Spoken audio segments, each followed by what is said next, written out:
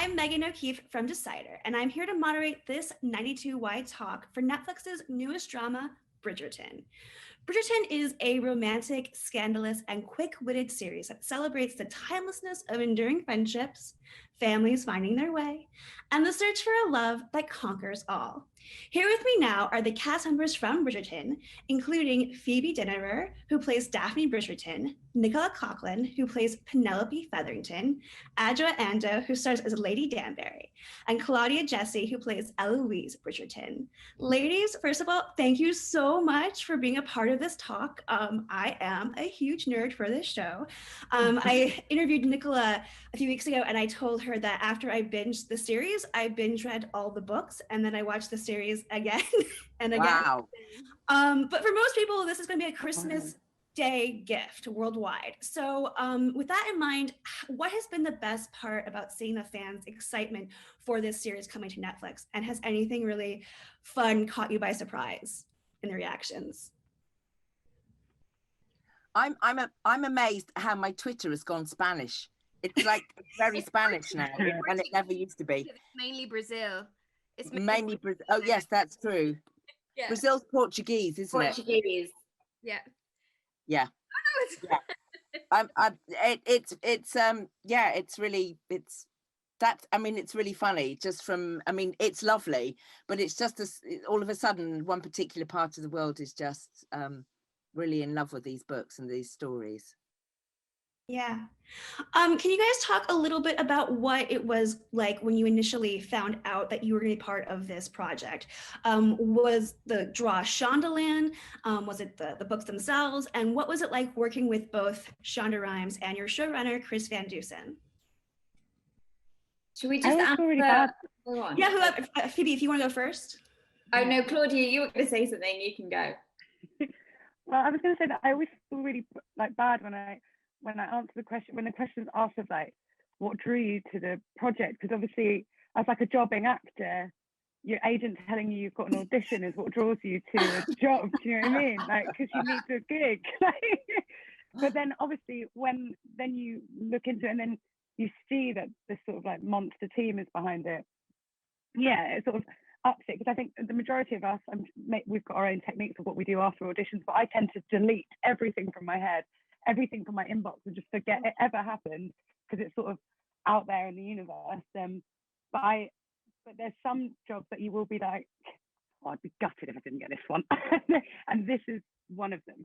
This is the one, isn't it? And I remember I was like painting the roof of my boat when my agent called and said I got the part of Eloise. And then I cried and continued to paint the roof of my boat. But yeah, I wish I do always want to be glamorous and be like, yeah, actually, when I was looking through the pile of scripts in my room about jobs that I was going to do, like I really want it to be, but it's not. But then, you know, once you become a part of it, it felt very evident on set that we were being taken care of by Shonda and Netflix. It was such a nurturing place. Like, and I really mean that. We were all incredibly well looked after, from you know, intimacy coordinators to Netflix, making sure that we were safe and comforted and happy. And you could really feel the heart of Shonda and Netflix, this massive team coming together. Yeah, it was the most joyful thing ever. Yeah, I just remember, because usually as well, when you get a first audition for something, you don't get the script. So you sort of get, you know, your sides. And so it was like I'm pretty sure that for the first take that I did, it was sort of like the sides for Daphne, and then just, you know, all you knew is it was Shondaland and Netflix, and they were doing period drama, and it was like those three things that, I mean, was super exciting to me. I'm such a fan of, well, period dramas, and such a fan of Shondaland and Netflix, but I think knowing Shondaland was going to do, you know, Regency, and these women were definitely going to be sort of empowered and very dimensional characters. I think that's the thing that was really like, oh, this is going to be different. Shondaland is doing Regency England. This is going to be exciting and interesting. So that, yeah, I think that really jumped out to me, and they delivered on all those aspects. I mean, every woman sat here right now, I think, has such an exciting character and arc, and and they're also different and interesting, and fully formed sort of characters. So yeah, I think that was a lot of Chris Van Dusen and Shonda's influence. But yeah, a lot of that was in the writing, which, yeah, it's Chris and his team. Well, I mean, speaking of which, every character is so fascinating and dynamic. Adjoa, Lady Danbury is like who I want to be when I grow up. She's this, just acid-tongued, totally iconic character from the get-go. What was your experience playing her like? Well, kind of as Claudia and Phoebe were saying, for me, it's the writing. The writing was so interesting, and when you have to work to be to keep up with the writing, then it's a good piece of, it's like doing a Shakespeare or something. When you have to, because there are lots of scripts where you're basically papering over the cracks and making something as good as you can make it, but you're not having to work the material, having to try and improve the material. With this, you had to live up to the material. So that's always exciting because it's like something you can get your teeth into. And Lady Danbury is certainly somebody you can, she's a character you can get your teeth into. I think, the four characters that you have represented here, all those women in their own way are doing the thing, which is the thing that I like best about this work, is they're being dynamically, uniquely themselves as characters. They've all got their own trajectory. They've all got their own tics and personalities and hopes and desires, and they're all actively moving forward to make those dreams and those desires a reality.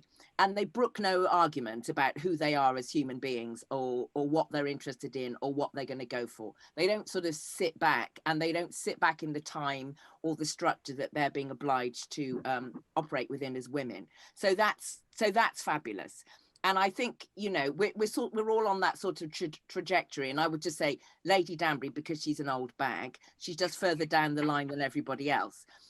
But what's fabulous for me about her is, for, women in Regency England were still officially the property of their husbands or their brothers or their fathers.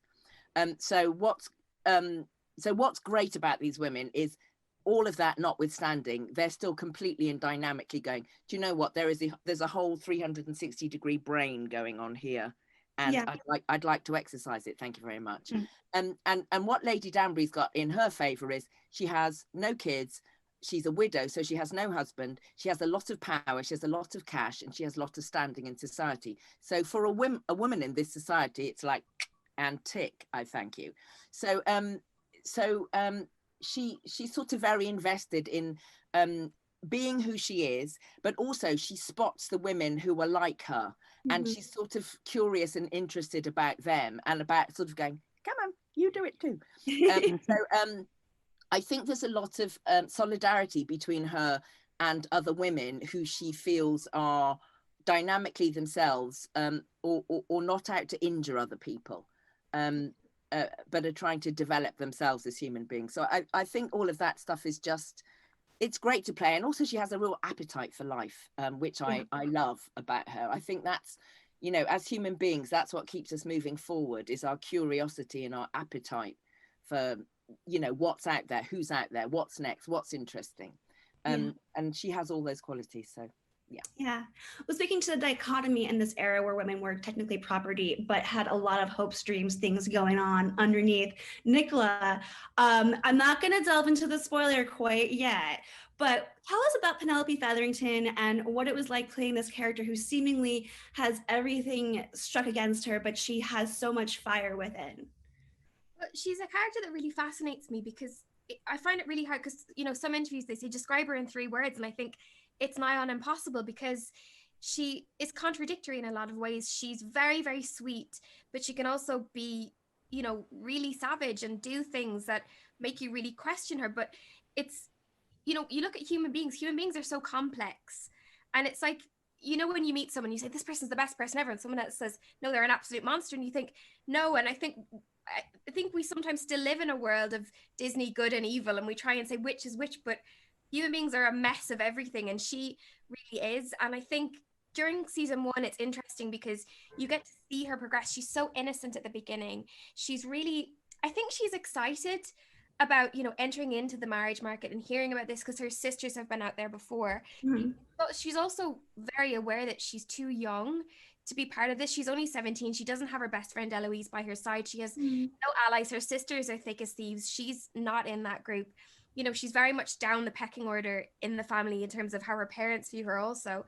And I think when Marina comes in, her cousin, she thinks finally an ally, finally someone who I'll have with me by my side. And that relationship, the way it develops, it's so converse to what she thinks it's going to be. So, I mean, it's quite tragic in some ways. And Claudia and I spoke a lot about, you know, Penelope and Eloise's friendship because it's such, you know, it felt like such an important thing.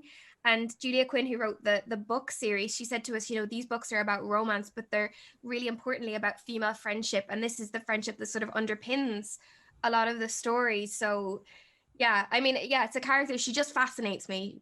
Yeah. Phoebe, when I spoke with Chris recently, he told me he described the whole first season as the education of Daphne Bridgerton, because there's so much she learns about herself, about sexuality, just the whole gamut. What was that journey like for you? And what do you think is the most important thing that Daphne learns over the course of the first season? Yeah, it's a real coming of age story, I think, in a lot of ways. You know, it's taking this young girl, and I think as well, you know, this is 8 episodes for her to sort of go from a young girl who's very naive and doesn't know anything about the world around her, but is really excited to explore it. And I think as an audience, you sort of know that it's not going to go as she hopes it will, you know, in her sort of fairy tale imagination of life. So I think that's quite interesting. You're kind of discovering the world with her. But yeah, I think it's quite interesting to me because I mean, I don't know about, I can't speak for other women, but for me, I think my coming of age has been very long. And it's still probably happening. Well, definitely is still happening. Of that transition between a young woman, you know, or a teenager to a young woman. I think that happens over a long course of time, really. But with Daphne, you know, obviously for the series' sake, it's condensed into these 8 episodes where you follow her on this journey, and so yeah, and I also in the context of the time, you know, she doesn't really get any time to find herself. You know, now in the 21st century, we have time to leave school and go and figure out who we are before we get married and settle down and have kids. I think that period's actually becoming longer and longer. I think now it's I mean, I'm not planning on doing that for a long time, but with Daphne, she doesn't get that. You know, women didn't get that luxury of finding themselves. So Daphne is doing that whilst she's finding a love match and getting married, and so she's doing it at the same time as settling down and figuring out someone else as well. So she's really multitasking here, and figuring out her sexuality in a very short space of time. So yeah, there's a lot going on within that, you know, the exploration of her sexuality and not being told anything about what sex is, which is another thing that I think is really hard to understand in the 21st century, when you can literally Google anything and immediately find the answer.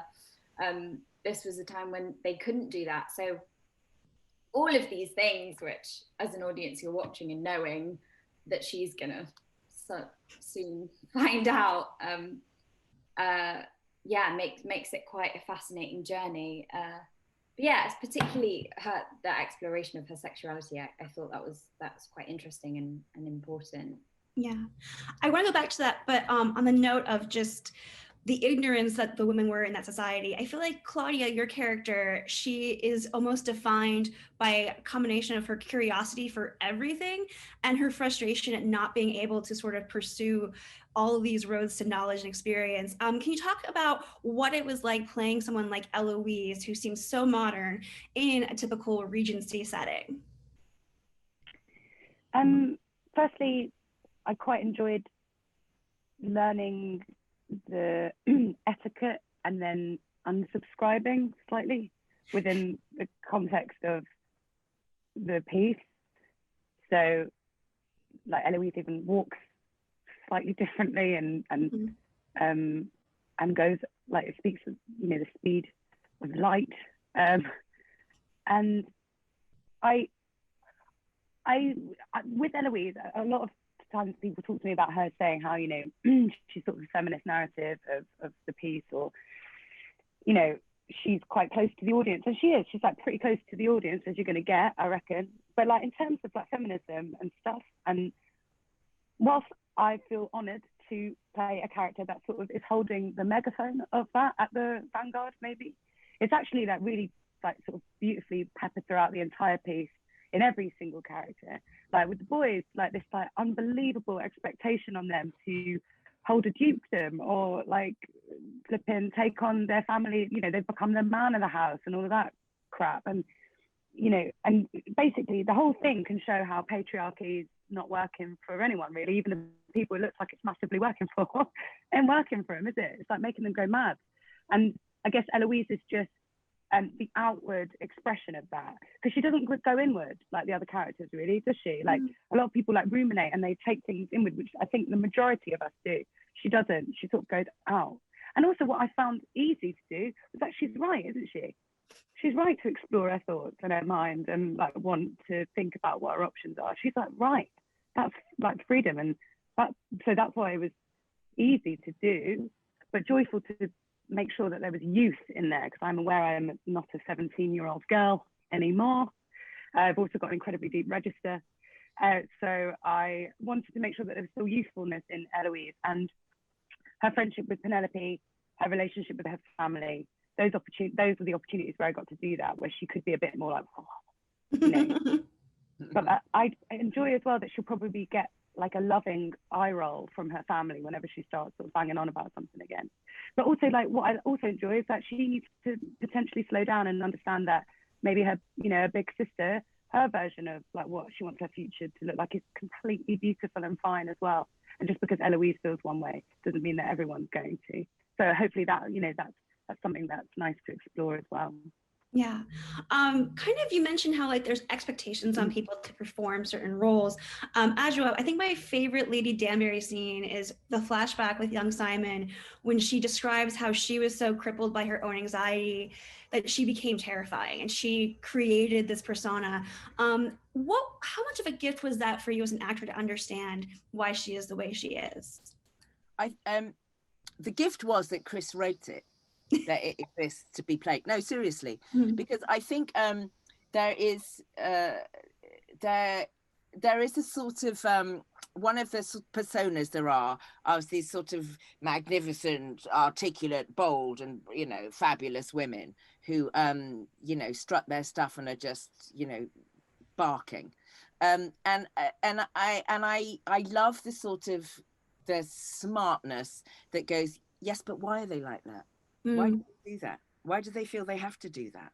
So I really love the opportunity to go, she's just one of those really scared, loud people. Because I think loads of us, I think you find among loads of actors, there are lots of scared, loud people who are like, yeah, look at me doing this, because don't look at me doing this. Just look at this bit. This bit's really great. Not this bit. Don't look at that bit. Can I say the way you deliver that line is just so fantastic. When you say I became the most frightening person, it's just so amazing. Sorry, no, it is, and it's like I've watched the show a lot of times, like just like because I feel like it's so much to take in. But the way, because you're like, oh, it just you totally see who she is. It's a moment of vulnerability, but just you see how she became that woman, and yeah, I think you're great, basically. Oh, thanks, mate. But I mean, I did find it a gift, because I did identify with that a bit, and I do think there are lots of us. I think it's true for lots of people. I think there are lots of people trying to be brave in the world who maybe don't feel as brave as they appear. So yeah. And you know, but also I just go, hooray that we're working in a company where a writer would think that and write that, and it would get shot. You know, I just go, hooray for that sort of that wisdom. Yeah. I kind of want to circle back to a comment about how the books are not just about romance, but female friendships. This is obviously Nicola and Claudia. You know, Penn and Eloise are like just the BFFs, ride or die in the book series. What was it like stepping into that kind of iconic like friendship? And what was sort of the most challenging part of portraying these like teen girls who are attached to the hip, but also have some really like hard heart-to-hearts and fights? It was beautiful. It was just like the dream, because I think what I love about television that's being made now is it's allowing us to examine women in a deeper way. I feel like when I left drama school 10 years ago, the scripts I was getting were just so base level. You were somebody's girlfriend, or you were something to do with a man. I didn't pass the Bechdel test, and I don't know whether it was a coincidence that I didn't get the jobs, but I just could feel nothing for them. And then when you see characters like Penelope and Eloise, you think they're real, they feel three-dimensional, and their love for one another, and it's so beautiful. And but the relationship is real too, because they argue, you know, we hated shooting that falling out. We absolutely hated it, didn't we? And that was actually the last scene we shot, which was really unfortunate, the sort of fight between the two of them. But yeah, I kind of like, I'm aware as well with those girls that they are pretty sheltered, right? Like they come from like quite nice backgrounds. Like I don't think Penelope comes from the most emotionally stable background. Like I think it's quite fractured. But like they both come, like they're privileged. Do you know what I mean? In their settings, but yet you still see them struggling with their role as young women coming into some bizarre ritual where you're sort of dancing for your future partner. It's completely bonkers, isn't it? So I like that you can see that, but also their backdrop has given them the freedom as well to explore with each other in their heads of what if there's more for them. Because actually a lot of people wouldn't have had the choice to even ruminate on something like that as well. So obviously it is about, there's a privilege of status there that allows them to have this explorative spirit. But I think they almost feel like honorary parts of each other's family. Yeah. Definitely Penelope feels like an honorary Bridgerton. And I reckon she has always been welcomed in. They've grown up opposite each other. They found sort of curiosity in each other. They both want to read. The idea of going to university would be like, well, cool to them. And they probably wouldn't really have many people around them that mostly their reactions to that would be like, okay, from their friends and family. But with each other, it's like, yeah, me too. And yeah, they're so do that. You know, they just, they really are. And I think they just have such a proper deep love for one another. It just felt very real and beautiful. Another, you can go in. So no, I was just thinking about the friendships of the older women, the women who are sort of I think about Lady Featherington. I think about there are a lot of single older women or older women who are doing all the work, you know, taking their daughters to the balls or trying to do the machinations. And I think about how do those women continue to maintain a level of vivacity and engagement, and the way they have to do it is through the alliances they make with other women of their, so you know, the friendship between Lady Danbury and Daphne's mother, Lady Bridgerton, and sort of seeing those alliances, and then I always look at Lady Featherington and I'm always like, I want to be your friend. Come in from the mad psychedelic cold that you're in, you know. And it's you know. And then I look at and then I think about what friendships will Daphne make when she's a mother, and you know, all those, you know, there's a whole network of how do women make alliance with each other particularly in this sort of society. How can that happen? I'm really interested to see, you know, Polly's so where that fantastic. is. Polly Walker, who plays my mum, Portia Featherington, because I think it would be very easy to play her as this sort of pantomime villain, and she's dressing up her daughters, but Polly gives it such weight, and because she always said, her main aim in life is to get her daughters married to suitable men, and she really cares about them. And Marina coming into the fray is really compromising her daughters, so she truly loves them. She just doesn't express it in the same way that Lady Bridgerton does. But yeah, Polly's just so fantastic, and I love that the show does examine those relationships with women all across the board. It doesn't have this is the mother character and she just gets to do this. It's so richly drawn. It's brilliant. You really feel for her as well. Really feel for her, and I think that's what's so brilliant about the whole show in general, like that you feel for every single character. There's not a villain. They're all just, I mean, as Nicola said before, they're all just trying to get by, and I think the show is so brilliantly written in that respect, as in you're following all these characters and some of them are doing really stupid things, but you feel for them. And you feel for the sort of the pressures that are on all the characters during that time. A lot to do with, as Claudia said, the patriarchy and the pressures that everyone's feeling because of that. Yeah, I mean, you even feel for Cressida Cowper, which I think, like, normally I felt so sorry for her. The more I watched it, I'm like, this poor woman does not have a clue. She has no idea. She's just doing what Daphne's trying to do. Sorry. No, go on. Sorry. No, I was just saying that they're in it together. I think the sad thing is Daphne, I mean, doesn't really have many friends in the series, but I mean, you sort of really want her and you sort of want them to her and Cressida to form a friendship, because I think they need each other in a way, in a sad way. I always thought that Penelope really liked Daphne, because I feel like Daphne's the older sister she always wanted to have. So I think there's a level of just like admiration and sort of there. Daphne's a little bit engrossed in her own. She has a lot going on. It's fine.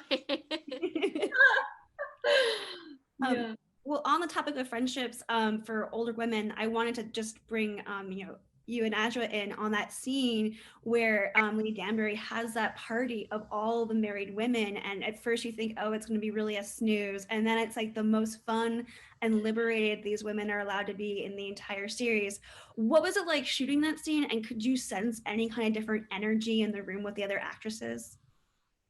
I loved shooting that scene because all my scenes are arguing with Anthony or just a lot of men.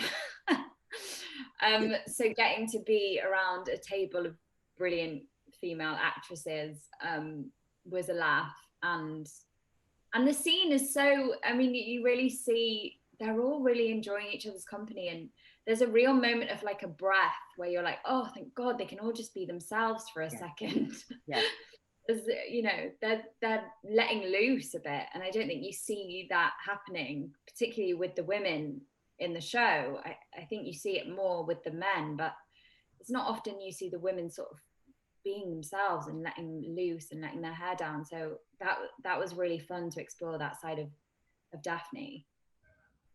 I love that. I think I feel like Lady Danbury's made a safe space for women to just come and hang out and have fun and not have to have any rectitude about them, but to just sort of let rip and do all the laughing and drinking and gambling and dancing and whatever it is they want to do, and to feel free. And I think in that society, that thing of just being able to feel free, I almost feel like it's where they undo their corsets a bit. Do you know what I mean? And just breathe out a bit.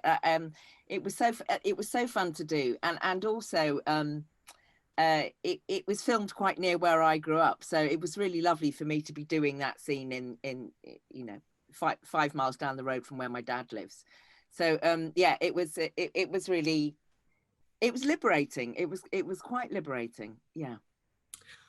So obviously Bridgerton is a Regency romance. It's based on, books in the romance genre, which means there are love scenes, sex scenes. But this show, I felt like, really took pains to make it all about female pleasure and from the female point of view. So I guess, given that this is Daphne's season, Phoebe, can you talk about what the experience was like working with Reggae and the intimacy coordinator and everyone? Did you feel safe? Did you feel like this, empowered by these at all? Because watching them, it's kind of a refreshing change of pace from a lot of the stuff I have to watch. That's so good to hear. No, it was such a different experience. I mean, I haven't said this before, but I shot a pilot a while ago, and that was a very, very different experience in terms of shooting the intimacy scenes. I am really shocked that it's a new thing, to be honest. I think it's crazy because you sort of realize how vulnerable you were before there was an intimacy coordinator involved. We were so lucky, me and Reggae, we had like 6 weeks of prep before we started filming, so we had so much time to get to know each other and rehearse, and the intimacy scenes were really done like a stunt. They were so intricately blocked. I knew where Reggae's hand was going to be at what moment, and we had so many things in between us and everything, like someone would fall on a mat when they fell out of a building. We had mats in between us, and I've shot scenes where there isn't any of that, which is mad. So it was such a comfortable experience, and it just means that you've done it all before you even get on set. So there's not the anticipation of, oh God, what are they going to make me do? What's the situation going to be? You're getting to set fully aware. You've rehearsed it so well. So then it's just, okay, we've got to just film this, and then it's just the cameras get involved, and it's done, and it's quick because you know what you're doing. So it was such a different experience, and it wasn't, I never felt, I never felt uncomfortable, really. I mean, they're never fun, but you shoot them like you would a stunt. And so it was just, it was just about getting it right, and not, it's hard to explain, but I felt super comfortable, and also just the perspective, and I talked to Chris a lot about, the female gaze throughout the show, and the fact that it wasn't, Daphne is never really sexualized in that way, which is so brilliant. So it just becomes about Daphne's story arc of finding her sexuality. And one of my favorite scenes is Daphne in the boxing ring watching Simon, because I'm like, oh, I think it's so relatable for a woman. You don't get to see it. You don't see it. Daphne really fancies him. This is amazing. Yeah, and it's so often the other way around. So often the woman being sexualized and taking their clothes off, and a lovely back shot of the woman dropping her robe, and the man's in bed with his hands behind his head, and he could have a beer belly and no one would care. So it was so nice flipping that on its head.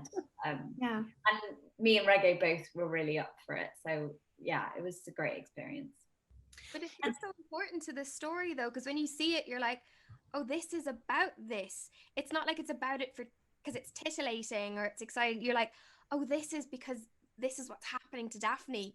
So I think they did it so beautifully. After I got over the first time seeing Reggae's bum, just because I know him, I was like, oh my God. And then I watched it a few times since, and I've been able. It's really interesting, isn't it? It's just that whole thing of going, these aren't people from ye olde timies. These are people who just happened to live at that time, and the houses were different and the frocks were different, and the social rules might have been different, but actually people have sex, people have friendships, people are scared, or it's all that it's us, it's now, it's just couple of hundred years ago, but we haven't changed into brand new animals. We're still the same people, and that, I think, that show does that really well. Yeah, I mean, on that point, I think one of the more fascinating things is Daphne's story. She's a young woman who wants to be a mother and goes to really great lengths to kind of try to secure that future for her, which is a contemporary issue. But totally shifting gears, can we talk about the clothes, the hair, the wigs, the bangs? Nicola, let's start with you. Your wig is totally kind of balls to the wall insane. Yeah, it's In the best amazing. way. It's funny because I think, like, when I got the job at first, and you hear it's Shondaland, you think, is it something they're just going to put their name to and then you'll never sort of hear them? But literally, I remember Betsy Beers being on the makeup truck being like, okay, we need to make it a bit more this at the front. And they were talking about, I think especially Phoebe and I, they had the most trouble getting the right colors for us for some reason. Just getting the right wig, just to get the feel of the characters. And then once it's on and all of the bits are on, you're like, oh, there she is. Yeah. It does so much of the work for you. And Yeah. every piece that you see on screen, I think, was it like, how many pieces? Like 7,000 pieces of costume were created for this show. And you never wear a dress twice. And it just, the amount of thought and effort that went into them, and the team that we had, Ella Marajnik was heading it. But, you know, it went down from, it was a room that was just for embellishment of costumes. So all of these beautiful dresses that had flowers on them that were hand sewn, and you could feel the love that went into them. It's amazing to see what, you know, these creative people can do when given free reign to create a world, and to be wearing them, you feel so lucky. It's such a privilege, isn't it? I just the skill and the detail of the makers, whether it's a tiny piece of jewelry, a little buckle, or just a pin tuck, or, you know, the level of detail is just it's astonishing. But it's also, you just kind of go, there's proper craftsmanship still going on, craftswomanship, craftspersonship still going on. And you know, when there's felts coming from a tiny little felt maker in Spain, or there's this particular woven silk that comes from Italy, or so this sort of whole cottage industries that are also being supported by the work. So it's a really big ecosystem that's supporting what gets put on us. So you're sort of feeling the weight of all that love and all that work that's gone into everything you're wearing. It's a real privilege, actually, isn't it? I found myself getting really defensive about because Penelope's meant to be dressed really over the top, and some interviews are like, they're really tacky, and I go, no, they're not. And I know the point is for them to be over the top, but each one of those pieces was so beautiful and took weeks to make. So I'm like, don't say that about them. It really informs your character as well. I mean, I don't know about everyone else, but I mean, in fitting sort of every week. Every week at the hour, I'd be so interested to know how many hours I spent in costume getting clothes fitted. But in the long run, it really informs your character, because, you know, you're not just going to shout out cos props to, you know, borrow a costume. These are getting made, it feels, for you, for your character. So there's something very informative about that everything's getting made specifically for that role and for you. And yeah, it just really, you know, when you put on those incredible costumes that, you know, are so specific, and there's so much hard work has gone into them, it really does make you feel really embedded into that role, I think. Yeah.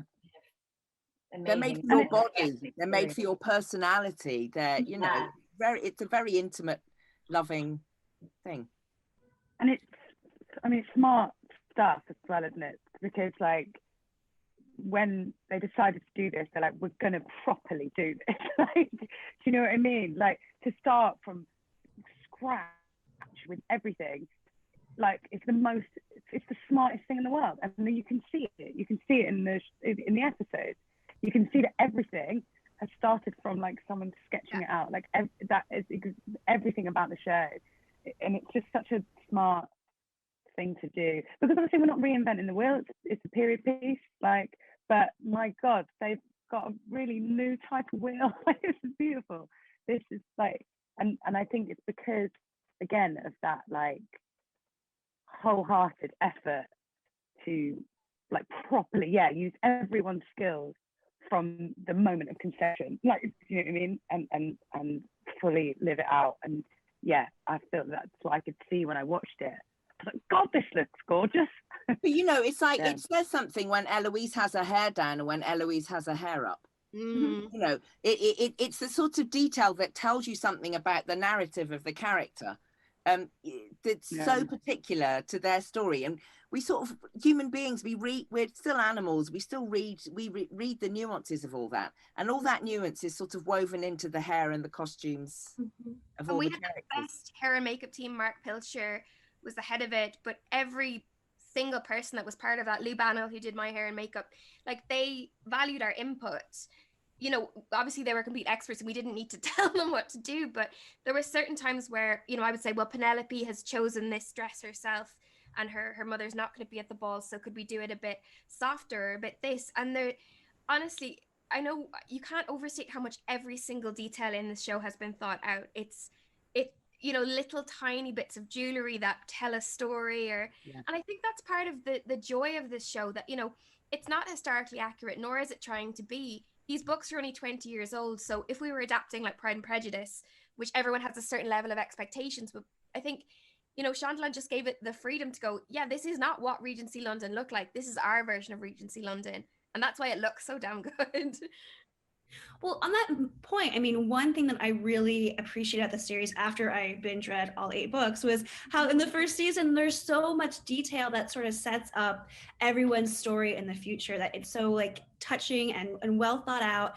And kind of on that note, I mean, obviously there is no announcement of season 2 coming up, but there are 8 books.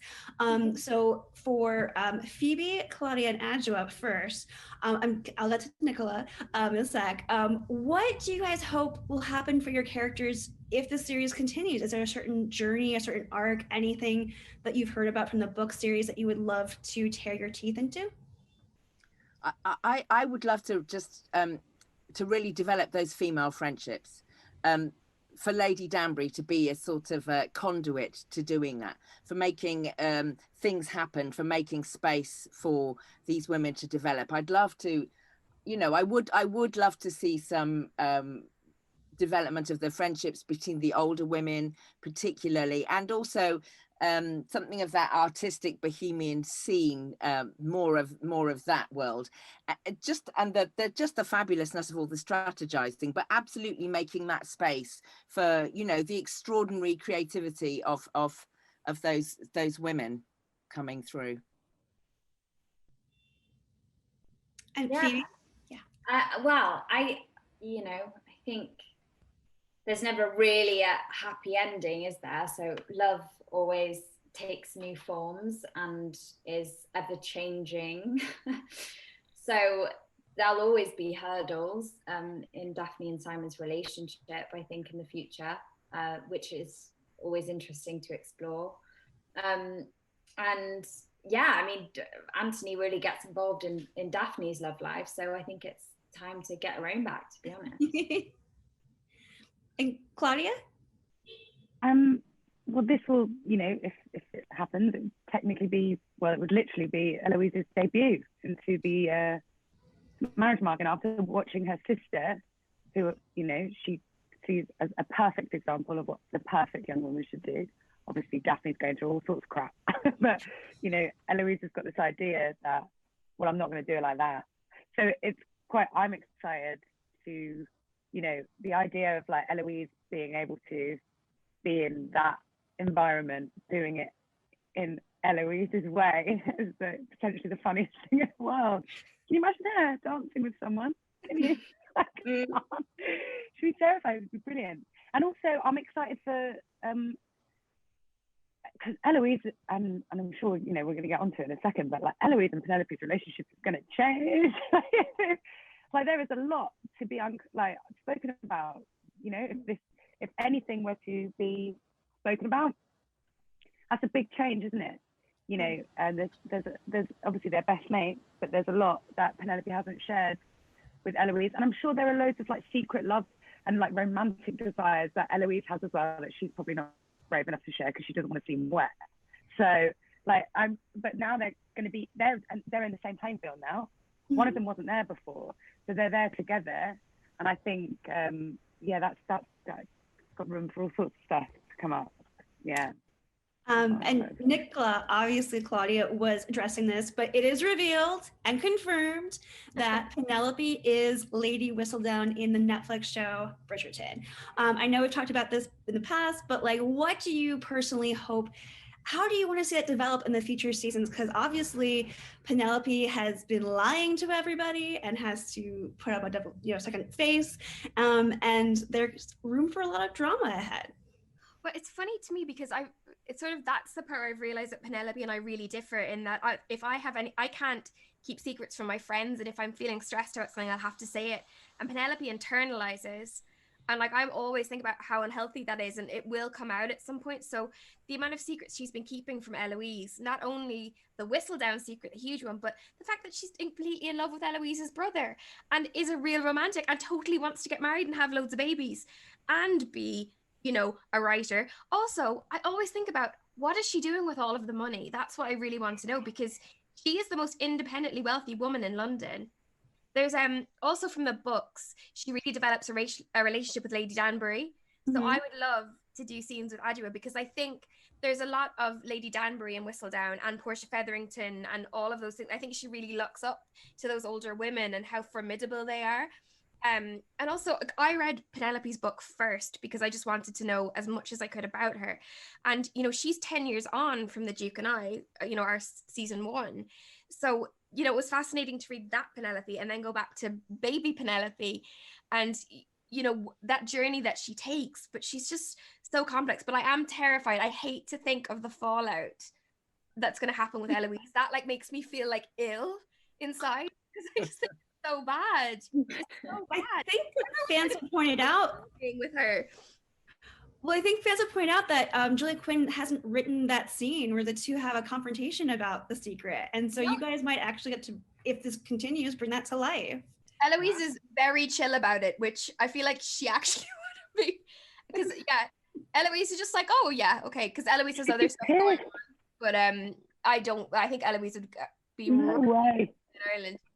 You're ripping.